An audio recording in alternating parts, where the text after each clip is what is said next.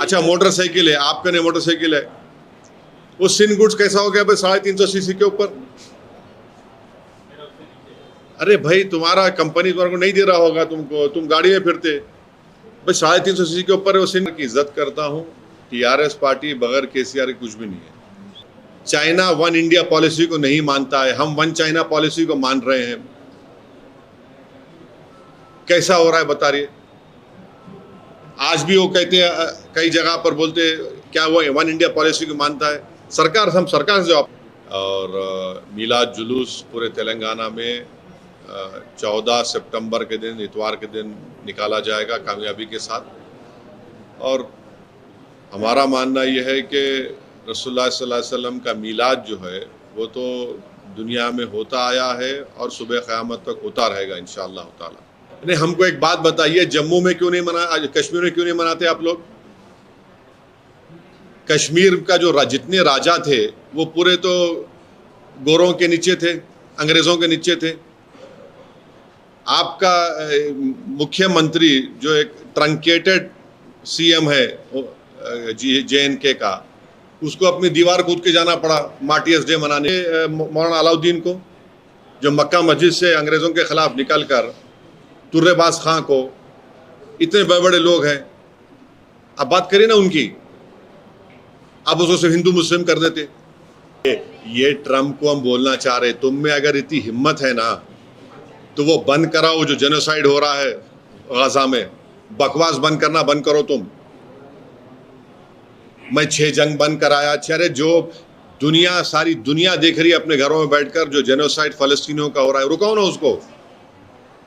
Sir ये कल जो एक तरह से कहा जा रहा है कि रिफॉर्म हुआ है GST, उसको आप कैसे देख रहे हैं? क्या देश की जो अभी आर्थिक स्थिति है, जो हमारी हालत है, खास तौर से ट्रम्प टैरिफ के बाद, तो जैसा कहा जा रहा है कि इससे राहत मिलेगी, आप क्या सोचते हैं? नहीं, देखिए, जितने स्टेट्स हैं उनको कम से कम उनके टैक्स रिसीव में से 8 से 10 हज़ार करोड़ कम हो जाएंगे।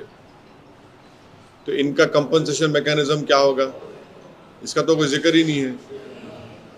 और फिर दूसरी अहम बात यह है कि यूनियन गवर्नमेंट का जो लार्जेस्ट रेवेन्यू स्ट्रीम्स है, जो आउटसाइड डिविजिबल पूल बोलते हैं, वो सेस एंड सरचार्जेस हैं, जो दोनों मिलाकर 5,23,000 करोड़ फाइनेंशियल 24-25 में था। और non tax revenue, dividends including dividends, PSU से आता है, RBI से सरप्लसेस, सर्विस चार्जेस, वो आप आ जाता है 5,45,00,000 करोड़। तो हमारा मानना ये है कि स्टेट्स को तो खाली ग्रॉस टैक्स रेवेन्यू शेयर मिलता है, सेंटर का जो उनके सेंटर जो मिल रहा है सेस एंड सरचार्ज में, वो तो इरोड करता है डिविजिबल पूल के साइज को। और सेंटर रिकॉर्ड सम लेता है सेसेस के ऊपर, fuel, GST, compensation, infrastructure, education, मगर ये डिवाइजिबल पूल से बाहर है। स्टेट्स का तो हिस्सा इसमें नहीं है ना, तो स्टेट्स का नुकसान होगा। और फिर ये जो GST रिजीम, GST को आप रिड्यूस कर रहे हैं, मुझे लगता है कि स्टेट के फाइनेंसेस को डिसप्रोपोर्शनेटली हिट करेगा। और मिडिल क्लास टैक्स पेयर, आप सब ये बातें हो रही है, टैक्स पेयर का आप देखिए पिछले 6 साल में इनकम टैक्स कलेक्शंस GST से और कॉर्पोरेट टैक्स से आगे बढ़ चुके हैं। आप बजट डॉक्यूमेंट्स प्रोजेक्ट करते हैं पर्सनल इनकम टैक्स रिसीप्ट्स को 14,35,00,000 करोड़ के करीब, माने 21% जंप हो रहा है पिछले साल से। कॉर्पोरेट टैक्स आप देखिए सिर्फ 10,80,00,000 करोड़ के करीब हो रहा है। ये क्यों? तो जो शेयर है इंडिविजुअल टैक्सेस में टोटल रेवेन्यू का, वो बहुत ज़्यादा स्टीपली क्लाइंब हुआ है। अब आप गवर्नमेंट इनकम टैक्स राइज हो रहा है 23% से टोटल टैक्स रेवेन्यू को फाइनेंशियल 2018-19 में 34% में, बाई फाइनेंशियल 25 और 26 में। तो इन प्लेन टर्म्स अगर आप देखेंगे तो ordinary tax pay salaried and middle class families are shouldering a larger share of tax burden every year, and after paying income tax, Indians still face GST on goods and services, even essentials. अब example ये है, देखिए इसमें अगर आप कोई गाड़ी लिए इस रिफॉर्म से पहले, तो गाड़ी खरीदने वाले को for example until this reform a car purchase incurred 28% of GST plus compensation cess up to 22%, meaning इसका मानी है कि buyers effectively paid nearly half the car's price as tax. Even with the rate cut, several cars will still face 40% GST. तो अब आप everyday groceries, medicines, household items remain in tax slab. So the tax income of citizens is taxed again at the point of spending. दूसरा ये है कि जो हम अभी हमारे एक्सपर्ट से बात की है, उनका बोलना ये है कि जो 21 सितंबर से 18% होगा, तो उसका रिफंड प्रोविजन क्या होगा? वो इनको इनपुट टैक्स क्रेडिट में प्रोविजन नहीं है रिफंड का। अच्छा, सर्विसेज सेक्टर में आप 18 से 5% किए, मगर कोरियर आज भी 18% है। अब कोरियर तो आम आदमी इस्तेमाल करता है ना, तो उसको आप 5% में क्यों नहीं लेके आए? एसेंशियल सर्विसेज हैं। और दूसरा, एजुकेशन को आपने कम किया, मगर ये बताइए जो सर्विस प्रोवाइड एजुकेशन में, मिसाल के तौर पे एग्जांपल में, अगर कोई बस सर्विस दे रहा है लिख जाने के लिए, उसको आप 18% ला रहे हैं। फिजिकल एजुकेशन है, जो कंपनी एक फिजिकल एजुकेशन बनाकर एजुकेशन इंस्टीट्यूट भी जाती, उसको 18% लगा रहे हैं आप। फिर ये सब चीज़ें हैं जिससे हमको फिक्र है कि इससे स्टेट्स का और ख़ास तौर से स्टेट्स को बड़ी तकलीफ होने वाली है। सर, मिडिल क्लास को खास करके इससे राहत मिलेगी ऐसा? अरे अगर स्टेट्स पिट रहे हैं तो फिर कैसे होगा बताइए? उनको कंपनसेशन दीजिए ना फिर आप स्टेट्स को, या फिर स्टेट्स को आप सेस में लाइए, सेस भी दीजिए स्टेट्स को। आप सेस नहीं देते, आप सेस आप देकर तो गवर्नमेंट ऑफ इंडिया तो आप तो अपने आप को मोटा कर रहे हैं, मगर जो सेस और सरचार्जेस में स्टेट्स को हिस्सा आता ही नहीं है, स्टेट्स तो दुबले हो जा रहे हैं, तो फिर स्टेट्स क्या करेंगे फिर?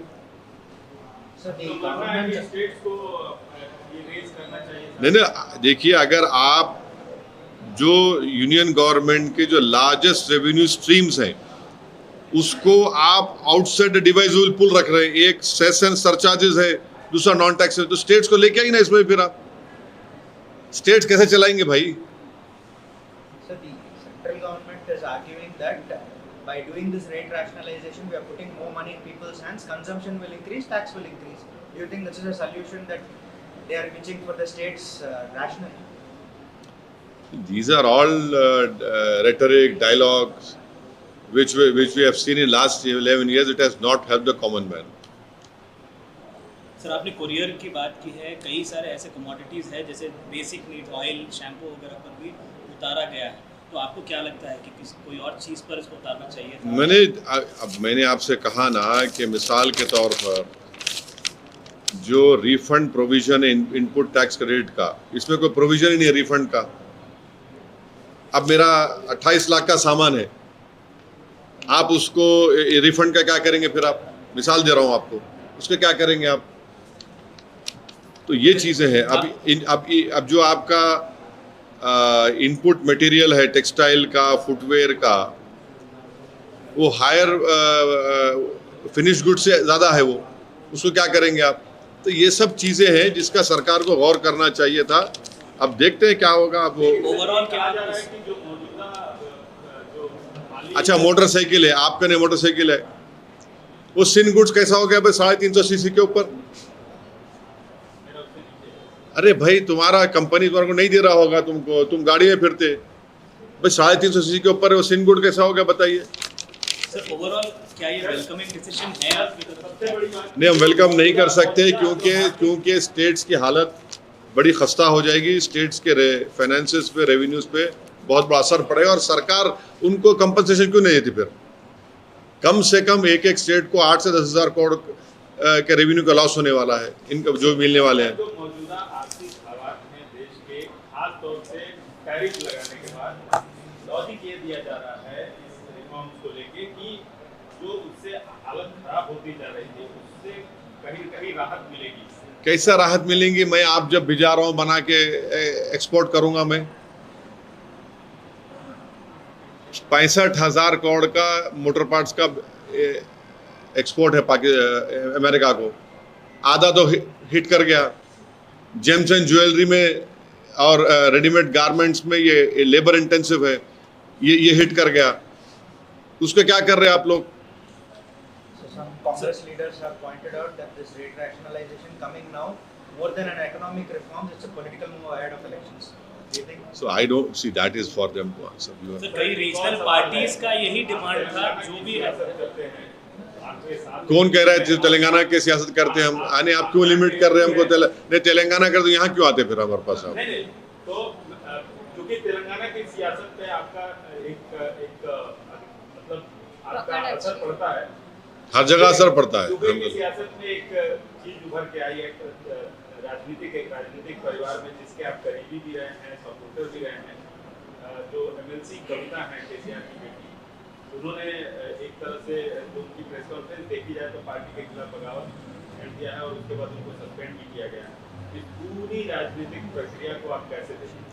नहीं, मैं केसीआर की इज्जत करता हूँ। TRS पार्टी बगैर केसीआर की कुछ भी नहीं है। Sir India China India, Russia China, relations India China चीन और रूस के जो अभी जिस तरीके से Relation. रिलेशन बढ़ रही है, आप कैसे देख रहे हैं? क्योंकि एक तरफ हम देख रहे हैं टैरिफ। एक बात हमको बताइए, जितने पेट्रोलिंग पॉइंट्स पर हम पेट्रोलिंग नहीं कर सक रहे थे, 65 में से 25 पर नहीं कर सक रहे थे, हम कर सक रहे क्या पेट्रोलिंग वहां पर? क्या बदले? नहीं, सुन तो लीजिए, ये सरकार से हम पूछ रहे हैं। जो टेरिटरी पर, हमारी टेरिटरी पे जो बफर जोन बना दिया गया, हम जा सकते क्या वहां पर? नहीं जा सकते। तीसरा, जो ट्रेड सरप्लस है चाइना के साथ, वो बढ़ता ही जाएगा या कम होगा? ये सरकार बता दे हमको। चाइना वन इंडिया पॉलिसी को नहीं मानता है, हम वन चाइना पॉलिसी को मान रहे हैं। कैसा हो रहा है बता रही? आज भी वो कहते हैं, कई जगह पर बोलते हैं, क्या वो वन इंडिया पॉलिसी को मानता है? हम सरकार से जवाब पूछ रहे हैं। ये जवाब देना चाहिए सरकार को। सर हैदराबाद में दो तरफ जश्न का माहौल है, एक तरफ गणेश चतुर्थी, दूसरी तरफ मिलादुन नबी है, तो उसको लेकर डेट बढ़ाई गई है। आपका भी जो पब्लिक मीटिंग होती है उसको भी बढ़ाई गई है। ठीक है, अब ये आइंदा साल से नहीं होगा, क्योंकि जब काफ़ी 10-11 दिन का उसमें फासला आएगा, क्योंकि हैदराबाद के अमन के लिए, तेलंगाना के अमन के लिए मैं शुक्रगुजार हूँ हैदराबाद और तेलंगाना के तमाम मुस्लिम कम्युनिटी के उलमाओं का, ऑर्गेनाइजेशंस का, कि उन्होंने सब मिलकर ये फैसला लिया और मीलाद जुलूस पूरे तेलंगाना में 14 सितंबर के दिन, इतवार के दिन निकाला जाएगा कामयाबी के साथ। और हमारा मानना यह है कि रसूलुल्लाह सल्लल्लाहु अलैहि वसल्लम का मीलाद जो है वो तो दुनिया में होता आया है और सुबह क़यामत तक होता रहेगा इंशाअल्लाह ताला। तो ये एक अमन की खातिर और अमन को मजबूत करने के लिए एक फ़ैसला लिया गया है। पिछले साल भी लिया गया था और इस साल भी लिया गया है, और आइंदा साल से हमको ये मालूम हुआ है कि 10-11 दिन का फासला रहेगा।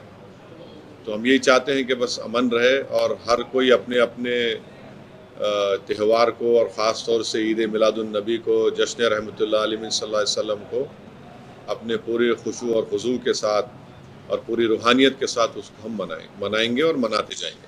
सर जैसे डिप्लोमेटिक 17 तारीख को लिबरेशन डे नहीं, हमको एक बात बताइए, जम्मू में क्यों नहीं मना, कश्मीर में क्यों नहीं मनाते आप लोग?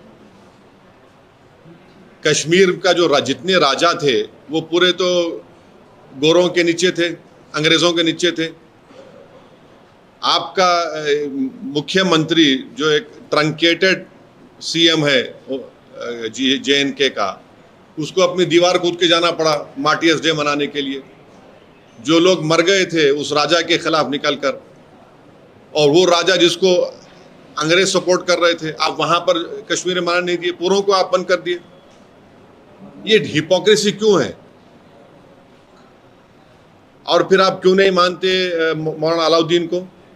जो मक्का मस्जिद से अंग्रेज़ों के ख़िलाफ़ निकल कर तुर्रेबाज खां को, इतने बड़े बड़े लोग हैं, आप बात करिए ना उनकी, आप उसको सिर्फ हिंदू मुस्लिम कर देते। यही तो इनकी हिपोक्रेसी है बीजेपी की यहाँ पर। भारत की डिप्लोमेटिक स्ट्रैटेजी को आप कैसे देख रहे हैं? क्योंकि टैरिफ्स की जहाँ बात आती है तो यहाँ पर हम देख रहे हैं कि रूस, चाइना और भारत एक साथ दिख रहे हैं, जबकि अमेरिका एक बात नहीं, देखिए एक बात हमको बताइए, ठीक है हम ऑयल खरीद रहे रशिया से, पर कम क्यों नहीं हो रहा भाई कीमत उसकी?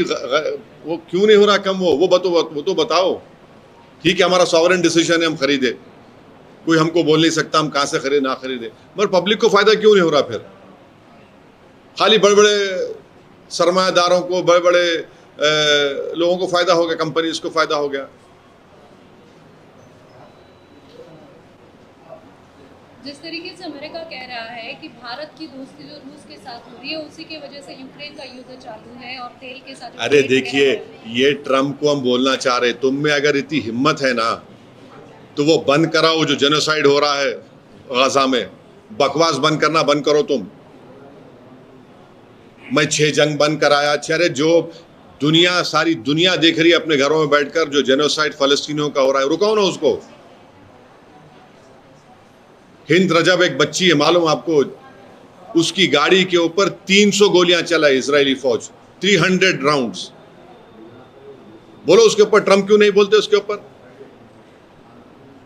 जेनोसाइड हो रहा है सारी दुनिया के घर में, लाइव टेलीकास्ट हो रहा है जेनोसाइड, उस पर नहीं बोलते मैं ये बंद करा, मैं वो करा। रहे क्या तुम क्या एम्परर हो दुनिया के? तुम्हारी बात को क्यों सुनेंगे? तुम एक लिमिटेड टाइम के लिए 3 साल के तुम प्रेसिडेंट, उसका तुम चले जाएंगे। बंद कराओ गाजा की जेनोसाइड को। नहीं बंद कराएंगे क्योंकि पूरे ज़ायनिस्ट को तुम सपोर्ट कर रहे हो। Sir, you had previously cited India's obligations under Genocide Convention that they should support Gaza. What do you expect from? No, the minimum, the least that the Modi government can do is that they should condemn this genocide of Palestinians in Gaza, and we are forgetting West Bank. 40,000 Palestinians have been uprooted from their homes. These Zionist supporters say, no, 7th October happened. What about West Bank then? How is it that 40,000 Palestinians have been uprooted from West Bank? Every day their houses are being removed, demolished over there. Why can't the Modi government, if they really stand with Global South, they should condemn this genocide being perpetrated by this fellow called Benjamin Netanyahu, who's a threat to the world peace. Do you think on the famine side also the government can do? It is a man-made famine in Gaza. People who go to collect food have been shot dead. And the whole world is seeing. Everyone is seeing, but no one has the courage to put an end to this genocide. Me and you have not seen the Holocaust done by Hitler to Jews. But right now we are seeing, which is being live telecasted in our homes, whether through TV channels, through our phones, through various social media websites. But no one is stopping the genocide. What good is this verbal support? No, we are for 2 states. Where will that state will be when people are being uprooted and killed? When plans are being made by this Trump's son-in-law that he wants to construct a Riviera in Gaza? Who the hell is he? I demand from my government that you must condemn this genocide. You must put an end to this genocide and say in clear-cut terms, we are not beholden to the Israeli government. Even if we are purchasing any equipment or arms, we are paying them money. They are not doing any charity to us. India has always stood on the right side of history. If Narendra Modi keeps quiet, then history will not remember him. And all these world leaders who are just mum on it, who are silent on this genocide. जा रहा है पाकिस्तान को लेकर हो या फिर युद्ध Ukraine को लेकर हो, डिप्लोमेसी और अब तक जिस तरह से भारत रहा है कि हम हमेशा ये कहते हैं कि युद्ध हमारे लिए कभी बिल्कुल। हम देखिए, हम अपने आप को कभी भी इस बात को मंजूर नहीं करेंगे कि हमको पाकिस्तान के साथ हाइफनेट कर दिया जाए, और ट्रम्प बराबर बोले जा रहे हैं। वो तो मोदी को नहीं, वो बोले शुक्रिया भी नहीं अदा किया, मैंने तो रुकवा दिया। मैं तो किसने किया था अब की बार ट्रम्प सरकार? मैं किया था। आप लोग पूछते नहीं है ना मीडिया में, आप लोग इतना क्यों डरते? किसने किया था? हाथ पकड़ पकड़ के दो आशिक चल रहे हैं अहमदाबाद के स्टेडियम में, बहाओ मेरा महबूब आया है ट्रम्प, किसने किया था अमेरिका जाकर? अब पूछिए ना क्या हो रहा है। फरवरी 2025 में जाकर आप मिले, बात किए थे। उस वक्त मैंने आपको कहा था कि मोदी की मौजूदगी में, हमारे प्रधानमंत्री की मौजूदगी में एक विदेशी देश का सदर कह रहा है कि ये हमसे हथियार खरीदेंगे, हमसे ये खरीदेंगे, जब ही हमको रोकना था। आप उठाकर मेरी स्पीच देखो आप, अगर हम 2017-18 में ईरान का ऑयल लेना बंद नहीं करते तो आज ये स्थिति नहीं आती थी। उन्होंने कहा कि मत खरीदिए, हम नहीं खरीदे।